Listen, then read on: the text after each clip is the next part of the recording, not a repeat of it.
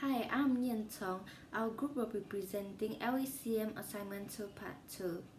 My group member consists of Jermaine, Sky, and Pauling.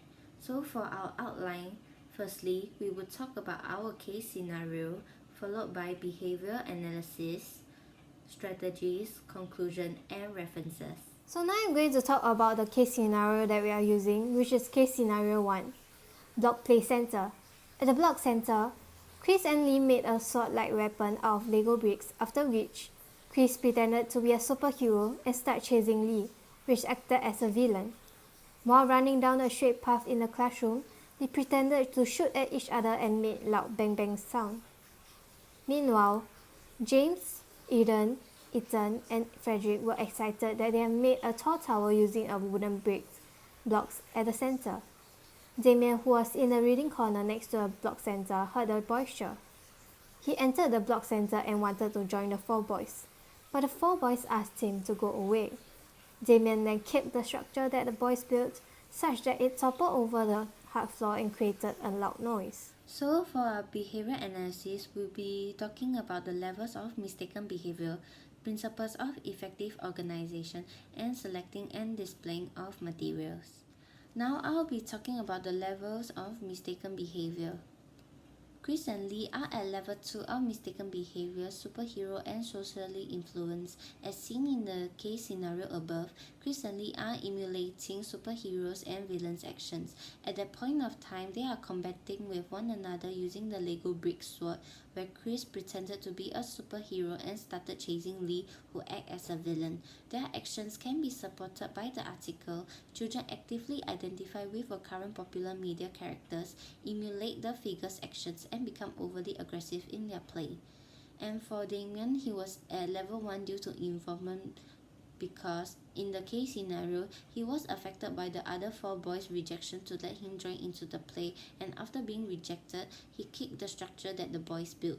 This incident illustrates experimentation mistaken behavior as the result of Damien's total involvement in the incident. Following after the levels of mistaken behaviors, the most important factor to children's behavior is the physical environment around them. As early childhood practitioners, we are taught to use principles of effective organization to organize our classroom.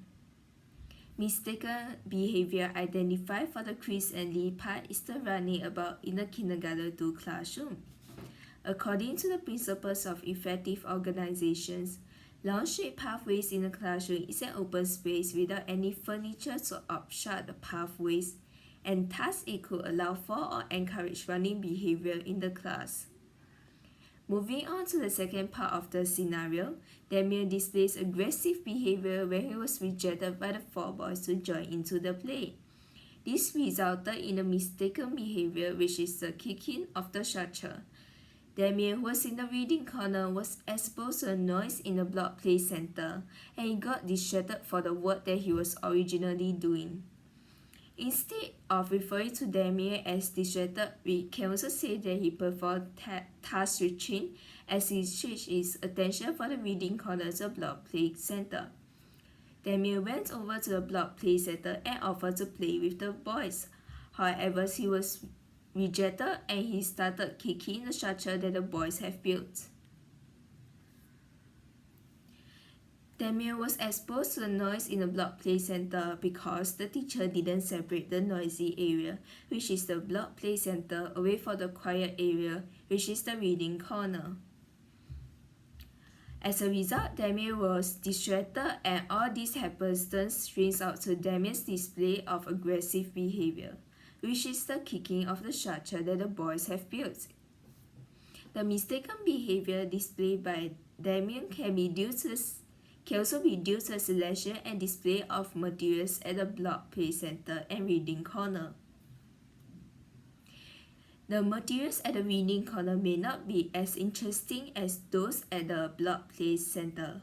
This explains why Damien immediately went over to the block play center when he heard the boys cheer, which shows how much the boys were enjoying at the block play center when he doesn't at the reading corner. As the materials at the reading corner are not interesting enough, They may choose to go over to the block play center, and this resulted in the later consequence of him displaying aggressive behaviors and making a lot of noise. So moving on to the strategies, I'll be talking about the first part of the scenario. Firstly, as Chris and Lee made sword-like weapons and pretended to be superhero and villain, it is evident that their mistaken behavior is due to superhero influence. Secondly, since Chris and Lee are able to run in a straight line in the classroom, it suggests that they may not have enough effective boundaries. Thus, to tackle the first problem, as teachers, we could conduct a class meeting. When conducting class meetings, anyone, including the teacher, can share their ideas and opinions about the problem effectively and efficiently, as they manage the problem together. For instance, in this scenario, as teachers and children reflect about the behavior, children could understand more about the appropriate actions in class.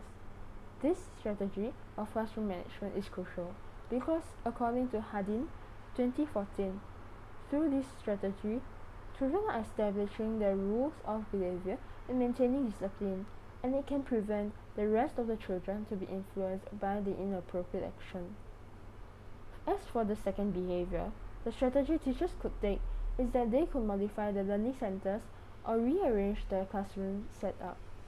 First, teachers could modify the learning center by providing furniture such as low shelves or cabinets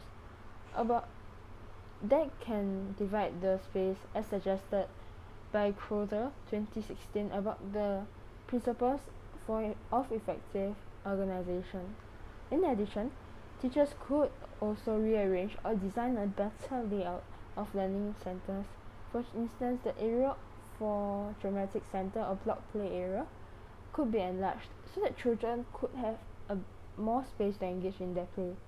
This strategy would also thus be effective as they can encourage the children to play and manipulate the learning materials within the respective learning centers itself, since it refrains them from running out of the learning centers with the materials.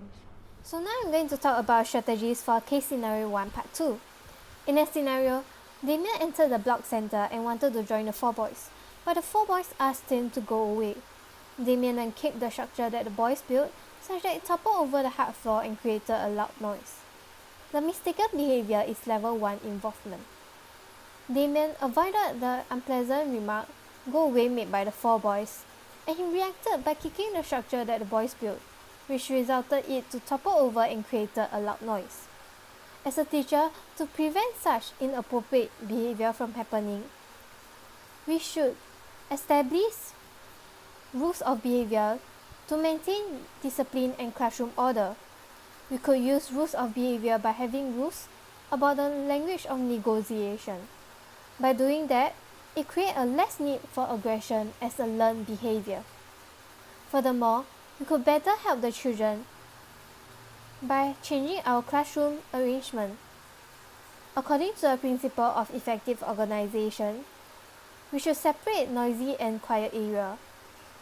And by doing that, we could, by creating sound absorbent materials at the block play center such that the noise level will be reduced, and we could further create sound barriers around the block play center and the reading center by having low sturdy shelves around the learning center, and even a cushion to sit on at the reading center as it absorbs sound.